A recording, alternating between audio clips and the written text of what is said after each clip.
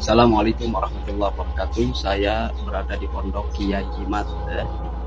Saya mau kasih surat sekaligus mau ngajakin pancok. Ayolah, yuk kita masuk. Kita mau kasih hadiah juga deh. Amplop nih, itu pondoknya. Ini pondoknya mungkin santri nggak ada ya, pulang mungkin. Jadi kita langsung mau ada anak-anak kecil. Ya kita mau kasih amplop. Kalau ada santrinya enak kita kasih amplop. Ya. Neng, neng. Ini amplop nih. Ada. Oke. Nih. Saya. Gitu. Tuh. Banatnya sekolah kan? Apa? Banatnya sekolah. Oh, ya ini pang. Nah ini nih, belum ya? Teman-temannya mana lagi? Teman-temannya. Oke, siap. Buat hadiah buat nanti. Panggil teman-teman teh, masing-masing masih ada nih. Nggak apa-apa, yang penting silaturahmi Iya. aja. Jadi gimana ya? Jadi, mau ditemuin bisa bentaran? Enggak bisa. Maksudnya nanti kan jam 12 ngajar pasaran. Jadi keluar lewat ngajar ke sini. Iya, ntar kalau misalkan kita nungguin di sini cuma lewat doang masuk lagi telat banget sih. Soalnya nggak bisa kalau kita langsung sih nggak Boleh boleh. sih kita nggak maksain juga lah ya. Bisa kalau emang istirahat gitu. Yang penting begini bang, dia ke sini. Kita nih sama anak bangsa, ya kan? Antum anak bangsa, aneh anak bangsa, antum santri, aneh juga santri. Ayolah sama-sama kita merangkul, bukan memukul. Kita mengajak, bukan menginjak gitu. Nih ya, gua panco sama santrinya Kiai Imat nih. Ya, Ayo. Imat tuh kepanggil nggak ada. 2, 3.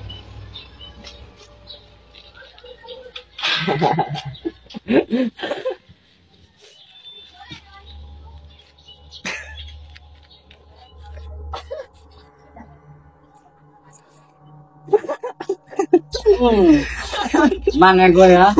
Udah kasih amplop belum?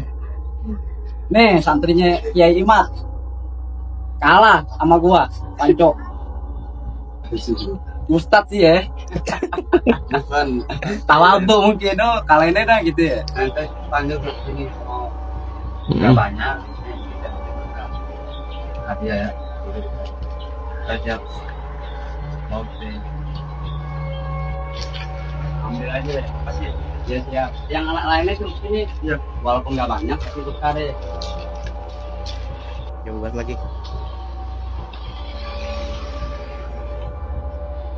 Alhamdulillah kami ngasih hadiah ya ke santri-santrinya Ahmad di Kresek. Ini rumah beliau nih.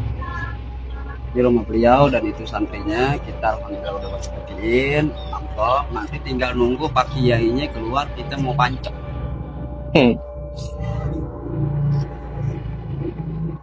Oke ya. Oke. Mana lagi yang lain? Nih. Tuh, kasih yang lain ya. Oke, ya. Dari aneh pribadi ambil walaupun dikit tapi berkah ya. Nih. Tuh. Nih. Ya, makasih ya. Yo. Kasih, makasih. Teman-temannya panggil. Ya. Tuh. Mana lagi? Udah panggil ini ya banyak. Oke. Lagi. Ini siapa namanya nih? Iya, siap.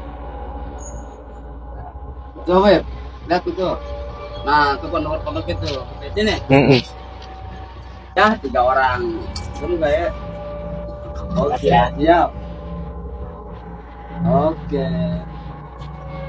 Oke, siap ya. Mana ya panggil yang lain semuanya? Hah? Panggil yang lain. Oh, enggak yang di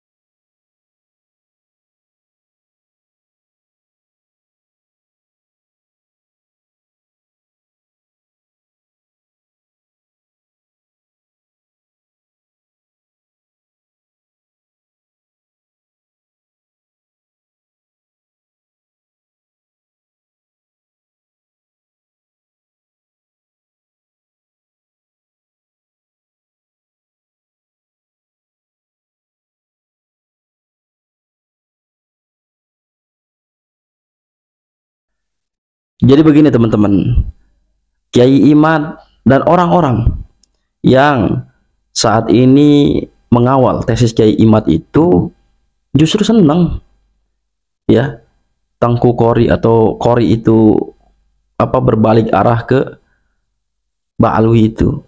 Senangnya kenapa? Akan terjadi diskusi gitu loh. Dan ini yang dinantikan oleh orang-orang NU sekarang, Nahdien, akar rumput. Ya, walaupun memang secara kajian ilmiah ilmu nasab itu memang mereka udah rungkat, tapi kan belum ada pihak yang memiliki otoritas ya bersuara menentukan sikap apakah memang Mbak ini zuriat Nabi atau tidak, kan seperti itu. Nah, ini belum terjadi kan. Makanya memang sampai sekarang juga masih disuarakan, dan kita semuanya itu justru senang sekali ya Qori itu kemudian membelot ke Mbak Alwi lagi ya. Kita senang akan terjadi nanti diskusi, sehingga kita nanti ya clear lah, nggak akan ribut-ribut lagi. Nah, ini si bocil-bocil Habib ini kan diminta untuk ngirim undangan itu atas nama Forkom Alawiyin tuh, itu besutannya si Bahar Smith ya. Sosok menjeng itu bagi saya sih penghinaan banget itu. Santrinya sayangnya seharusnya Kiai Imad seharusnya di briefing nih, santrinya. Kalau ada Habib-Habib yang begitu tuh ditempeleng aja tuh, agak nggak sopan ya. Jadi ingin merendahkan marwah muruah pondok pesantren beliau itu sebenarnya, yang saya baca seperti itu. Apakah ya, pertanyaannya itu satu, apakah surat yang diberikan ke Kiai Imad itu atas mandat dari RA atau enggak? Itu pertanyaannya. Jangan sampai terjadi kayak kemarin lagi. Kalau saya sih punya firasat ini akan jadi framing jilid 2 mereka, sama seperti waktu itu ya, mau terjadi diskusi di UIN Wali Songo ya, tanggal 10-nya, tanggal 7-nya dia sebar undangan, akhirnya dijadikan framing kayak Imad Al-Kaburi. Nah, itu juga bakal kayak gitu.